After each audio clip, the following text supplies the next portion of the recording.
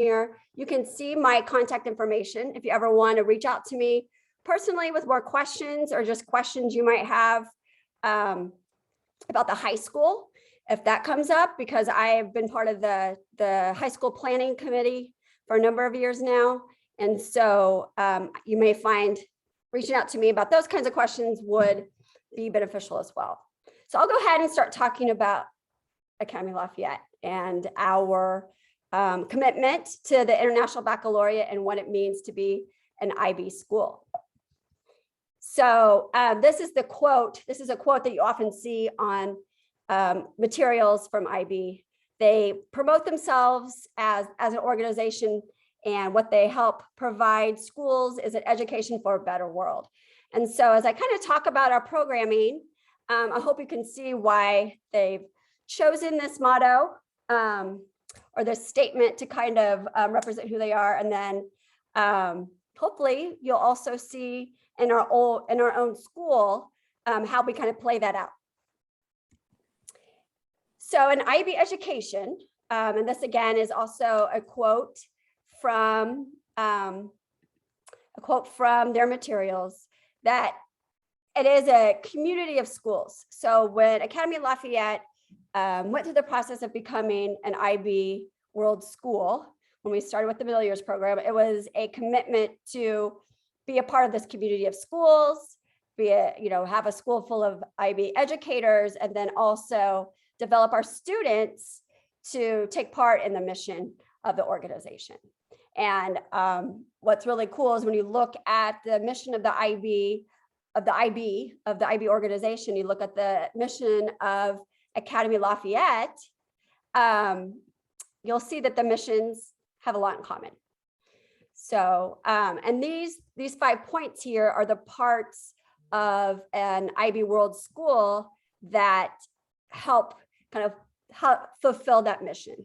So we have the international mindedness, where that's why it was such a good fit when Academy Lafayette started the NYP program, because we already were developing multilingual students. But then that also helps, and we have teachers from all over the world that expose our students to different cultural perspectives and cultural identities, and that is a key component of becoming internationally minded.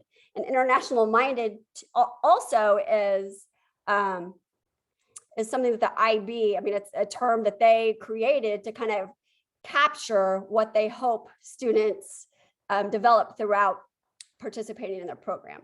And then of course, global engagement. Global engagement can be lots of things. It could be like our 7th graders who travel to France and encounter French culture firsthand, and our juniors who are currently getting ready to, or 11th graders who are getting ready to do a service project in Senegal this summer. But it also means learning about what's happening around the world. And so that's part of what, so that's what's meant by international mindedness. The IB learner profile, and I'll talk about that a little bit more, is central to an IB education. So is service, acting in service to local communities, but also thinking more globally. And then a broad, balanced curriculum where students have, they get exposed to lots of different subjects, 8 different subjects in the NYP, but that they're also seeing connections between those subjects through interdisciplinary units, through those service activities where students see how classes coursework comes together in completing service projects.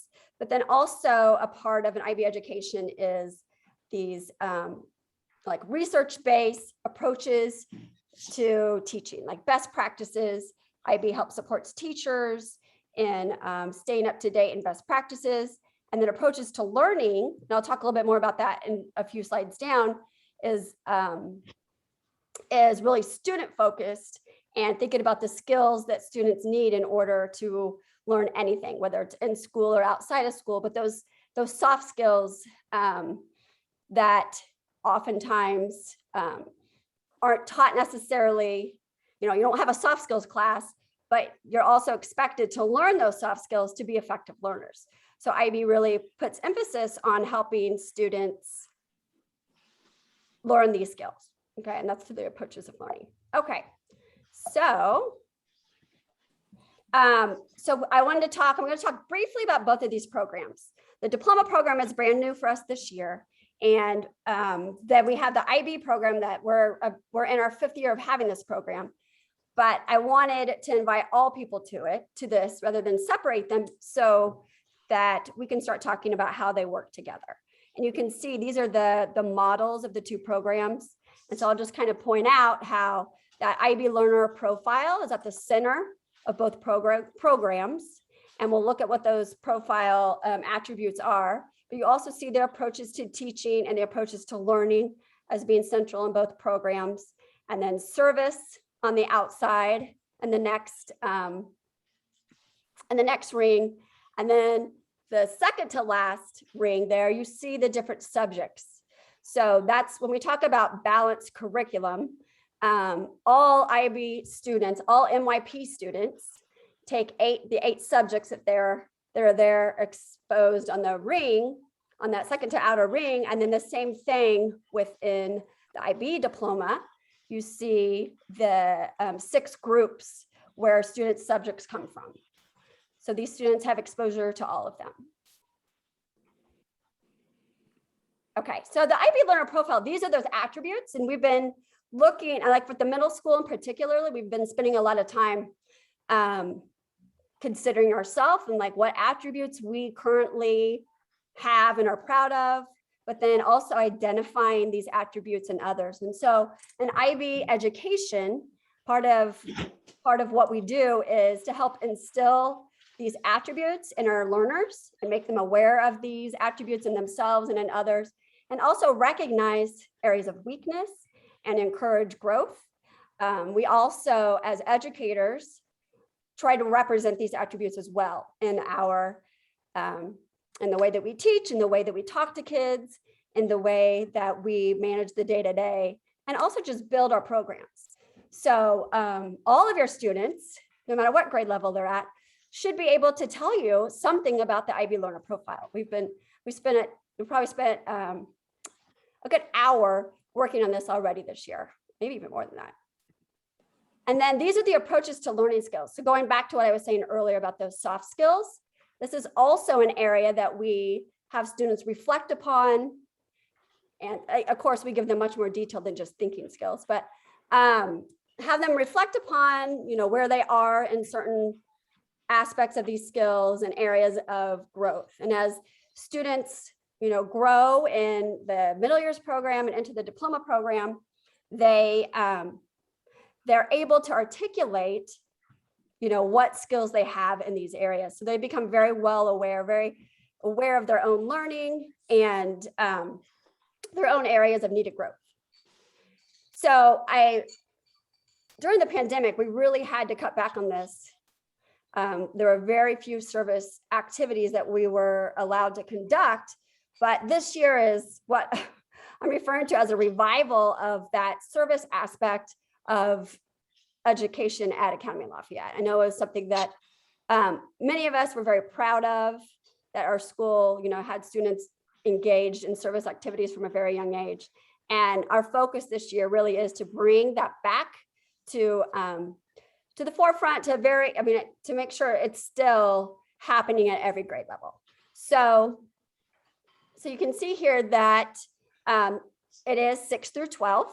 So our 6th grade teachers right now are working on developing a service activity for our 6th graders, 7th graders too.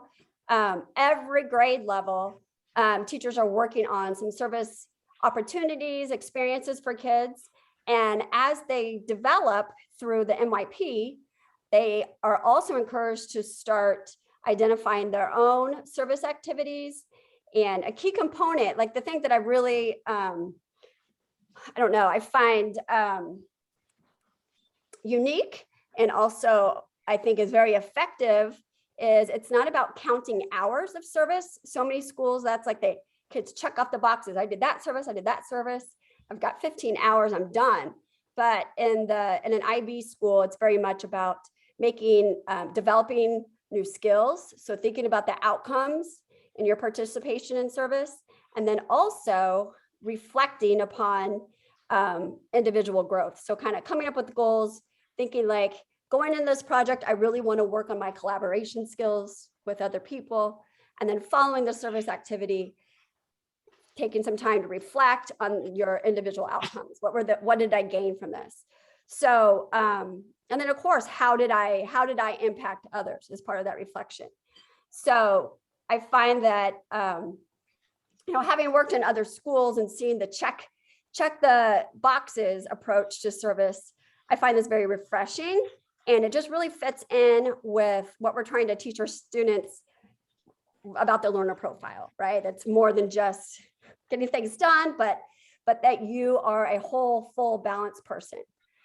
So, and then as you go into the diploma program, and again, that's at our high school, it's grades 11 and 12, it goes beyond thinking about service and how to develop new skills and become a more full person, but it's also looking at how are you using your creativity to better the world around you. And then action really has to do with physical activity. How are you using physical activity to create a balanced life? And so students who are already engaged in sports and whatnot, it's very easy to check off. Whereas some of our students who have never, who haven't had that lifestyle are encouraged to think about healthy physical action. Okay, so the MYP, as you can see, is developed in such a way that it leads our students to the diploma program.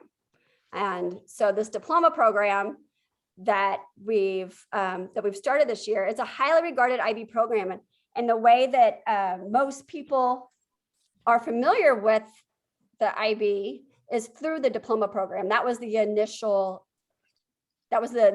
piece that the organization put together. So a lot of high schools in our area have diploma programs on the Missouri side and the Kansas side. And as of right now, we're the only one that has the MYP and the diploma program. So, I think it definitely sets us apart in that, we have our first group of 11th graders this year. And, I'm talking to them and they're feeling very well prepared so far for their courses.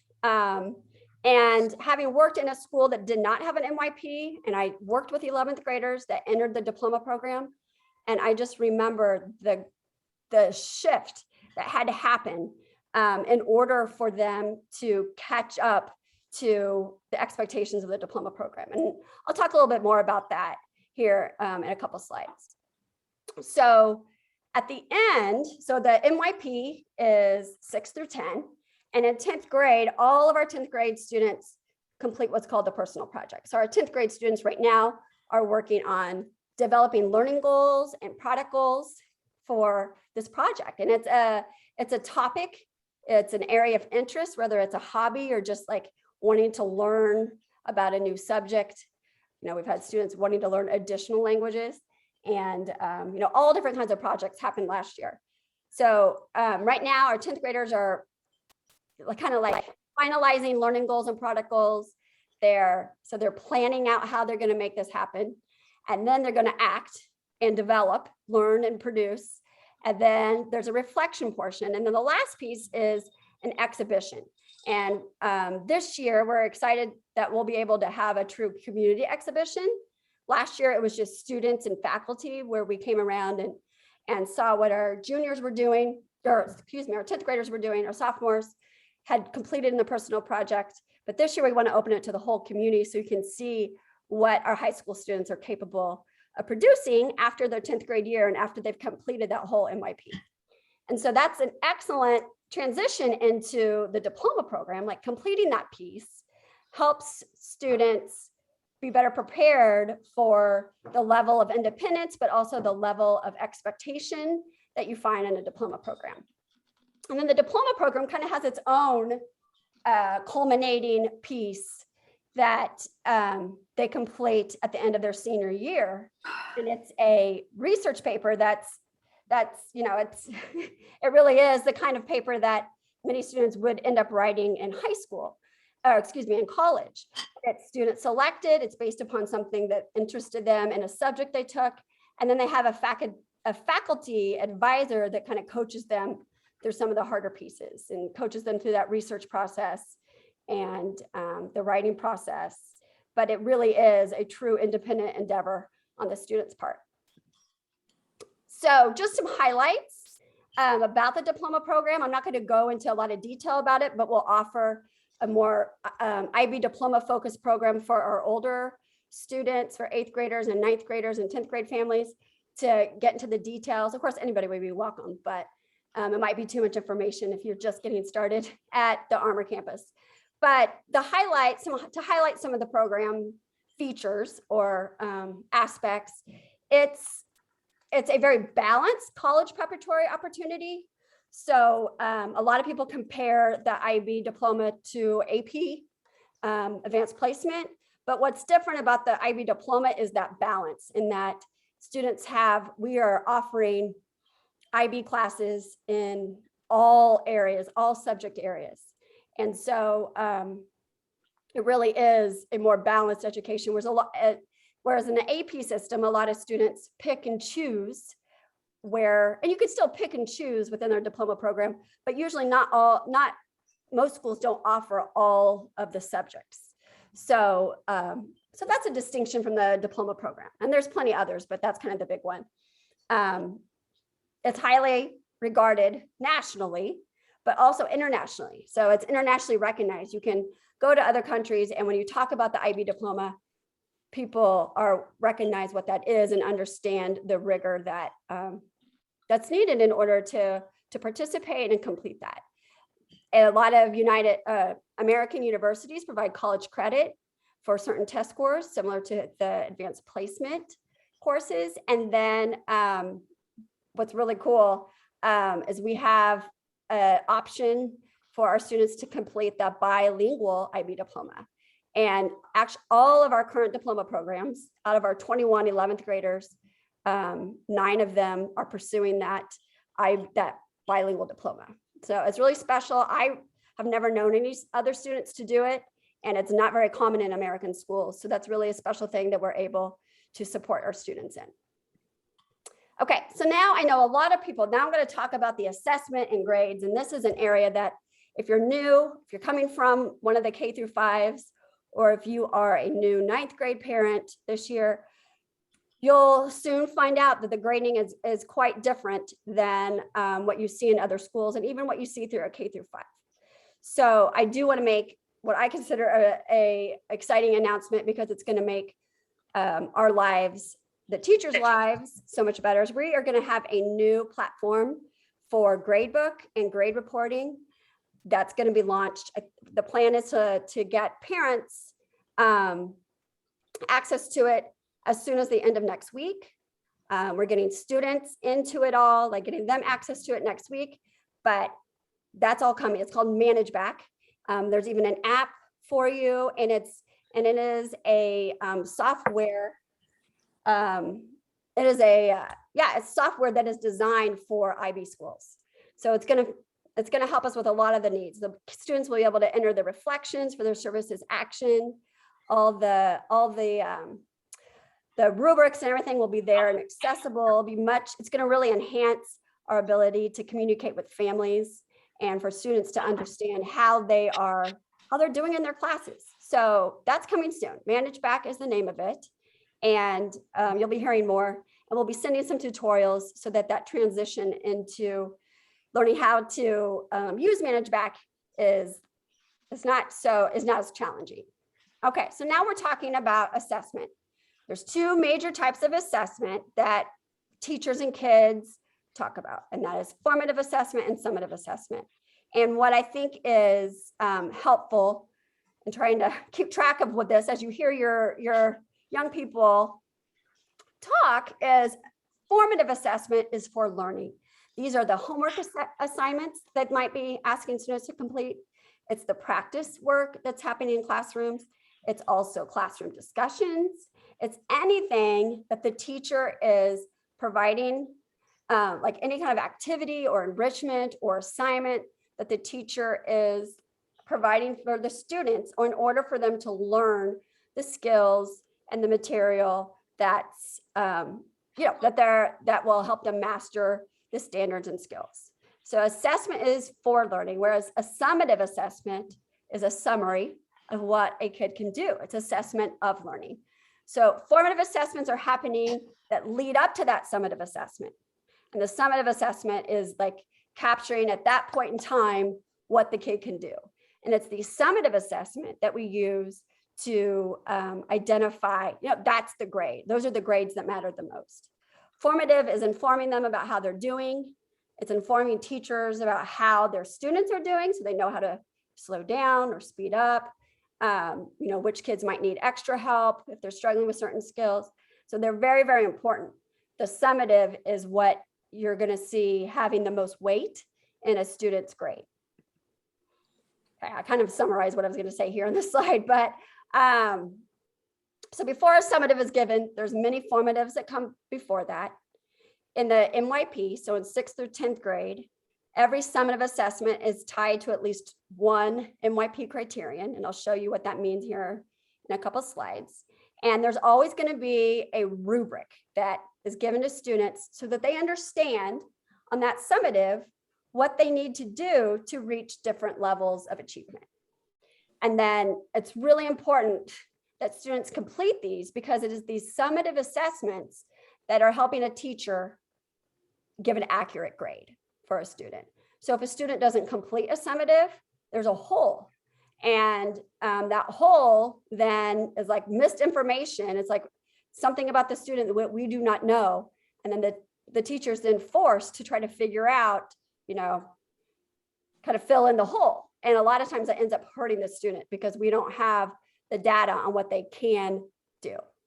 What ends up happening is a lot of times teachers have to go to formative assessments, look at the homework, look at the practice to fill in that hole. And a lot of times that's not as accurate because all of those were practice. So it's really important to encourage your students to keep track of those summatives and to make sure that they get completed. And teachers are usually pretty good. They make sure that they track kids down if these things are missing because they're so important. Okay, so this is a question I often get. Why do IB grades look so different from other schools? Because we have a 1 through 8 levels of achievement that we use on a, on the assessment piece. And then there's also this 7-point scale. That's the final grade. And it can be very confusing. And so that's part of my job, is to help educate teachers, students, and parents about what these, why they look different. What do they mean? So the cool thing, I think, is that IB grades mean the same thing at all IB schools. And that's pretty unique. I don't know of anything, other than like that advanced placement system in the United States, we don't really have anything else like that. So as I was mentioning, criteria. So every subject, and these are our 8 areas, 9 if you count interdisciplinary, are 8 areas of or 8 subjects that your students encounter in a week. Literature, that would be English and French, and then the language acquisition is the Spanish, Mandarin. So this shows you what the 4 different criteria are in each of the subjects. And this really you don't need to know this, but you will see this on report cards. You will see a score in A for analyzing, and B for organizing, and C for producing text and using language. So skills are broken down into these categories, and assessments kind of all lead up to those criteria. And I'll show you some more of what that might look like. So here's an example of a physical education for criterion C. So this is what a rubric might look like. This is only looking at one skill, but it shows how the teacher's using this to communicate with students what needs to happen in order to achieve these different levels. So I highlighted in red what the teacher is kind of evaluating as they observe the student and whatever they may be doing and performing in gym, because this criteria is about applying skills and performing, so doing a sport. So you can see that in order to get that 7 and 8, and this is a different way of thinking about PE, physical education, it's not just about playing the sport, and check, you did it, but did you apply a range of skills effectively? That's what a 7 or 8 is. So that's why a PE grade, it's not just participation. This really is developing certain kinds of skills. And of course, we're not talking like home runs, but we're talking about like the foundational skills at participating in physical activity. Here's an example from a 10th grade English class. So looking at analyzing creators' choices in a piece of literature. Again, these descriptors, limited, adequate, competently, and perceptive analysis, help the teacher determine a score on this 1 to 8 scale. And prior to the kids getting this rubric, the teacher will have shown them examples and talked to them about what adequate means in this kind of assignment and what perceptive means. Students don't automatically know this. And so teachers often break down these rubrics and put them in student-friendly language. Okay, so here we have, so we're looking back here at this 1, 2, 3, 4, these different levels. And so to help you kind of understand, you can see the differences in language, but in this slide, I'm showing you how, what they might mean overall. So if you have a student who's getting 3s and 4s, they're meeting the expectations. This is not a 4 out of 8, you're failing. This is, you're meeting those grade level. It may be at the most basic level of doing it, but you are meeting at least some of those expectations of a 6th grade math class. So there's definitely room for improvement, but a 3 or 4 is not a bad grade and is not a great reason to be concerned. If it never changed throughout the year, you never saw 5s and 6s, then there might be, a reason to reach out, a reason to be concerned if that doesn't seem to be accurate with what you know about your child. But I really want to point out the 7 and 8 as advanced, that this is exceeding what's expected of a 7th grader in social studies, that they're doing things that they're demonstrating skills that the teacher is not necessarily teaching or expecting. So they're taking what they're learning in class and then doing things with, taking those skills and applying them in new ways. So you should not be alarmed if you're not seeing 7 and 8s. That doesn't mean your student is not, not doing well, not achieving. But, if that is an expectation that the student has for him or herself, there definitely should be conversations with the teacher about how can I move up to that level? Not to say we don't ever have these, because we do. We have wonderful students and hardworking students, but they shouldn't be an expectation, particularly at the beginning of the year. So I often get this question, what do IB grades mean? And it's a little different than the previous question, because I often come back and say, well, what do any grades mean? If you think about your own experiences in school, I know teaching in other school districts, I remember teaching with colleagues, we'd all be teaching the same English classes, but my expectations and how I grade my students would oftentimes might be quite different than the teacher next door. And as I mentioned earlier, IB grades should mean the same thing in all classes, in all subjects, and all over the world.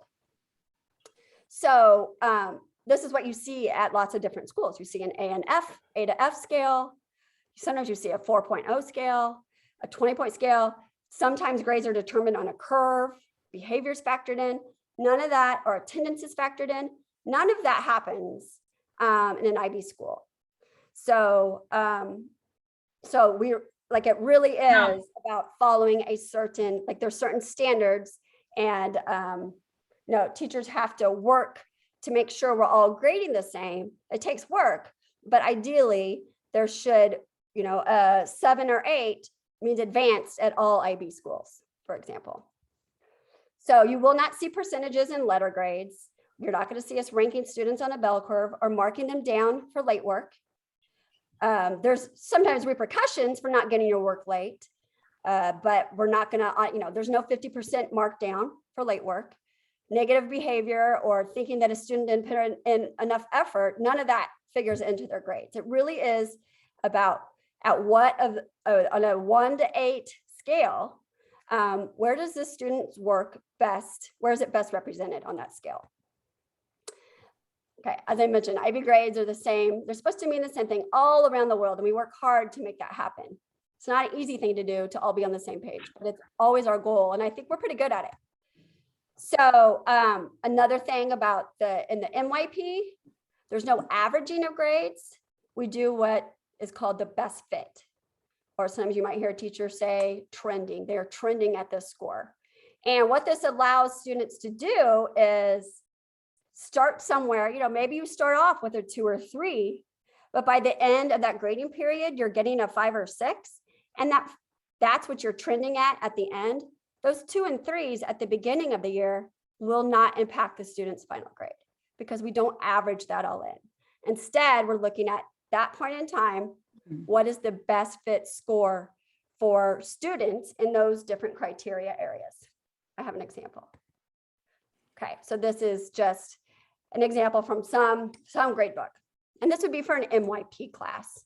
I don't know if we have any diploma program parents here. I don't think I saw any come in, but this is 6 through 10. So we're looking at, it could be for any class. And these are the 6 different summatives that happened throughout the grading period.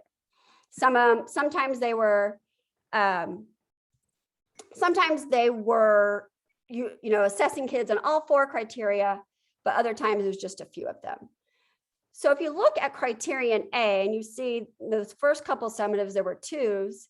By the end, though, the student's making 4s or 5s. And so rather than averaging that, what the teacher does is they look at how the student is trending at the end. What is the trend? So if you look, rather than letting those 2s pull down these scores to maybe, a 3 or a 4 or a 4, and maybe if you average them, they would turn out to be a 4. But that's not what the teacher's doing. They're looking at the best fit for that point in time. Okay, and you can see that in criterion A, B, C, and D. So at the end, let's say this is at the end of 7th grade in an English class, and you have 4, 5, 4, 5. Those scores are then added together to come up with a final score for the grade for that class that year. So I will show you an example of that, what that looks like. So this is actually a different example, but same idea. So this is a language and literature class. So an English, an English class. And the student at the end of the grading period has a 6, a 7, a 4, and a 5. And when you add that together, it's 22 points. And then what IB, they don't, it's not like it's not a fraction. There is a scale that they use to determine what's called an overall level of achievement. And the overall level of achievement, where they did this to just, I don't know, make IB coordinators have to explain it. That level of achievement is on a 7-point scale. It has nothing to do with the 8-point scale. It actually is what makes the MYP and the DP have this kind of grading scale. So let me show you what I mean, because it's confusing, I get it. So this is for every class in middle school, but also in high school MYP. So if you add the 4 criterion scores at the end of a school year, you add them together, that's 6, 7, 4, 5, and you get 22. It's then converted, and ManageBac will do this automatically for us. It's then converted to what's called an OLA, an overall level of achievement in that course for the year. So that student, because 22 falls in between 19 and 23, would get a 5. Okay, and again, it's not 5 out of 7.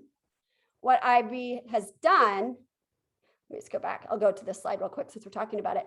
A 5, actually, this is a description. If you look at 5, that a 5 actually is saying that this student produces, generally speaking, high quality work. Okay, this is a good score out of 7. If we were to talk about it on a scale that you might be more familiar with, like a percentage or a letter grade, we're talking about an A minus B plus for a 5. So that 7s in our courses, those are not common. That doesn't mean we don't have good students. The expectation is so high. It's like the student, this might be an area that the student is exceptionally gifted in or works exceptionally hard in. But that is a solid A. So you can see a 5, 6, or 7 are still very, very good grades. And even a 4, we're talking about good work. This isn't someone who you need to be worrying about. You might encourage them to keep doing better, but this is not, an automatic. This wouldn't be, a D. This might be this is probably more like a C. Okay, so I'm gonna go back to this real quick. So just to make sure you understand that it's the summative assessments that are helping teachers determine these grades, the 6, 7. I'm still watching it. I don't know how much is left, but it's really helpful. Whoa, I'm glad to hear that. Please. So I really want you, and this is going to be published on our website soon. We're working on updating this for you. I really want you to, as you're talking to your kids and they're looking at their scores, really look at these different levels. Let me go back to this too. Or did I lose it here? Go back to this one. If you have a student who's, our progress reports are going to come out. Our first progress reports for ManageBack are going to come out at the end of October. And you will see in the criterion that have been assessed so far, you will see scores out of 8. And so you can refer to this set of slides that will be posted on the website probably early next week. You could also come back to this video that we're going to put on our YouTube channel, but you can use this to talk about your kids, talk with your children about how they're doing. Okay, I'm almost done, but I want to make sure I have time to answer questions. And we can look at this a little bit more too. If you see at the bottom, like a 1 is definitely an area for concern. And we don't see a lot of these, but this is when you might have a student who's really not doing their homework or is missing some of the assessments because they're absent. We rarely see 1s at Academy Lafayette. And even 2s are pretty uncommon because unless there's been something in a student's life that has just made it really difficult to learn, because teachers are going to reach out to you. Okay, teachers are going to reach out to you. We do not just let kids fail at Academy Lafayette and not have some support along the way. So I'm hoping that I was clear, but I'm also here to answer your questions if you have time in the last bit of the hour. But then I'm also want to let you know I'm going to join Dr. Paul for the principal's coffee on the 29th. And then you can always email me. There's my email address again. You can find it on the website. Email me with questions. When those report cards come out, you still don't quite know what you're looking at, feel free to email me. Your teachers should also be able to help, the teachers of your students, but I often tell them they can defer to me because this is part of my job to help people understand what we're doing, understand our program. So I'm happy to take any questions.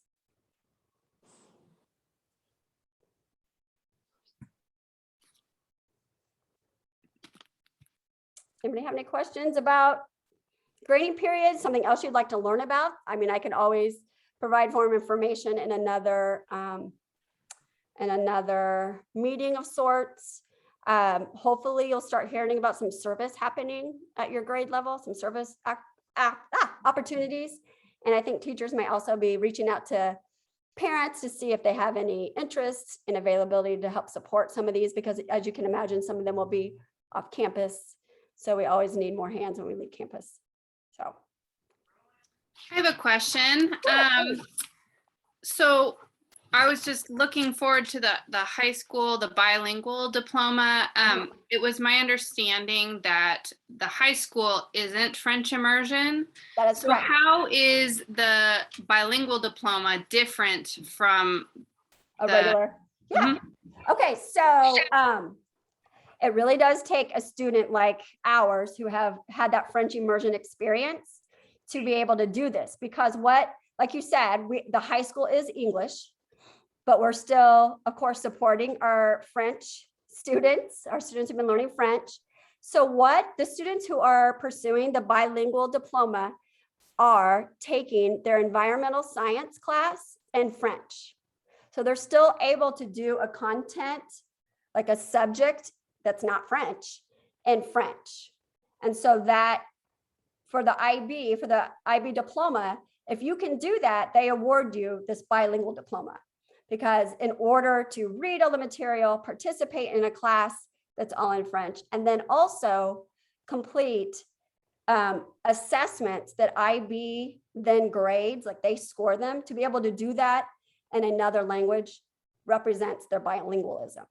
So as you can imagine, our kids who've been studying French since they were kindergartners are excellent candidates for this type of course and for the diploma. And when I talked to our science teacher who used to teach in the middle school, Mr. Payel, when I asked him, just the other day, I said, so is this going to work? Are they really going to be able to do all this, write an essay, complete these labs and projects, sit for an exam? Are they really going to be able to do it in French? He's like, oh yeah, no problem.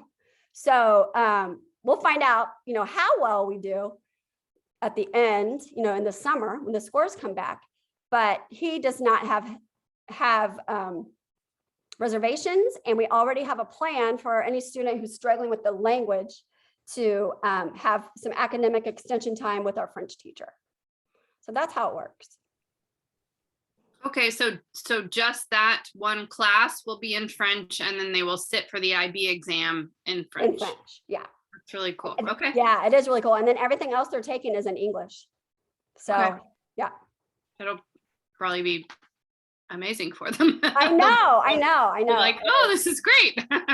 Well, and then the other thing is, just to kind of add on to that, our 10th graders right now are taking French with our French teacher, but they're getting college credit from UMKC for it.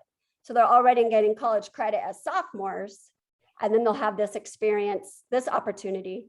But if they didn't want to do science, that environmental science class in French, they could still take French literature. So they could pursue it a different way.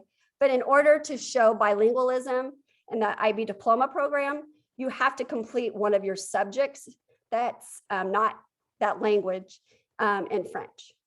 So we have kids who are still studying Mandarin, but doing the bilingual diploma in French. So they really are demonstrating, 3 skills in 3 languages still. Do you think it's a possibility by the time that our kids would reach that grade that there might be options for which class they might take in French? Or yeah, oh yeah, definitely, yeah. And I don't know what grade. What grade is your child in? I'm sorry, mine's in the 6th grade. Sixth so grade. We're brand new to all of this. Yeah. Well, welcome. Yes, absolutely. Yeah, and we had more options available to our students, but it was so funny. So many of them wanted to do it this way. They were like, yeah, I want to do that. Well, I think partly they wanted to do environmental science, and our teacher was willing to teach in English, but they wanted to do it in French. So. Okay, and then you mentioned something, I'm sorry, No, but at the back to at the school back to night school thing, night thing, yeah. about the math programs and how they differ between the diploma program and the basically regular course. Yeah. Could you go back and review that real quick? Sure, absolutely. So the way that works, so we have some students, those ones that I was mentioning who are pursuing the bilingual diploma, they are pursuing what's called the full IB diploma. And so what that means is all of their courses this year are, well, with the exception of their elective classes they're taking for fun, like journalism and such, they have to take diploma program math. And what that just means, it's like a calculus statistics class, like it's all kind of mixed in together. So it's not like a traditional high school math class that many of us experienced. It's more an integrated math class. But we are still offering math classes that are not diploma program math classes to meet the needs of all of our students. We're also looking into offering an additional diploma program math class that might be better suited for students who their math aptitude, they maybe have less aptitude for math, natural skill or interest even. And so this would offer more students opportunities to do that full diploma. So, as like you said, you're a 6th grade family. We're only going to get better at this and supporting the kids that choose to come to our school. And so who knows what the options will be, but right now there's different pathways for kids to get what they need. I hope that answered. That does. I'm sorry, one other question. So if the diploma math is kind of a mixed math, does that still count for college credit? And if so, how? So I was just talking to our math teacher about it today. Like, so much of what they're doing, I've had students who completed the diploma in my previous job, and then see how the college credit works. And it's different depending on where you go to school. For example, KU gives students diploma, for diploma program classes, they give students so much more credit for completing these courses because because IB coordinators have worked directly with KU to help them better understand what that material is like. So the universities know what is being taught. And so then that college credit, then they kind of allocate it based upon the subject.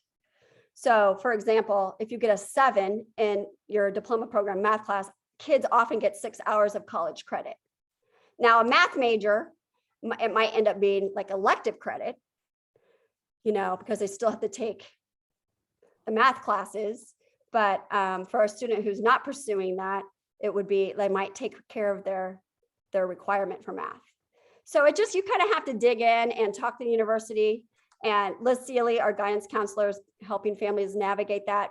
But it really won't be something that we're doing a great deal of until, towards the end of this year as our juniors prepare to be seniors. But the best way to find out how that works is just to look at the university's website, and they usually have some kind of breakdown for you. At least a lot of the big ones do. But yeah, it's complicated. Okay, that's really helpful. I guess I was just really wondering how it's different from AP, and that it's pretty different in that it's not a course to course correlation necessarily. So just to kind of add on to that, if you know much about AP, so AP has kind of a limited way of assessing kids, and IB assesses kids in lots of different ways. For example, in the English classroom, the English class that I taught, there was an oral component. There were, an essay component that they had time to write and work on over a span of time. And then there were sit-down exams, but there were never multiple choice. And in AP, you often see multiple choice tests as a major component.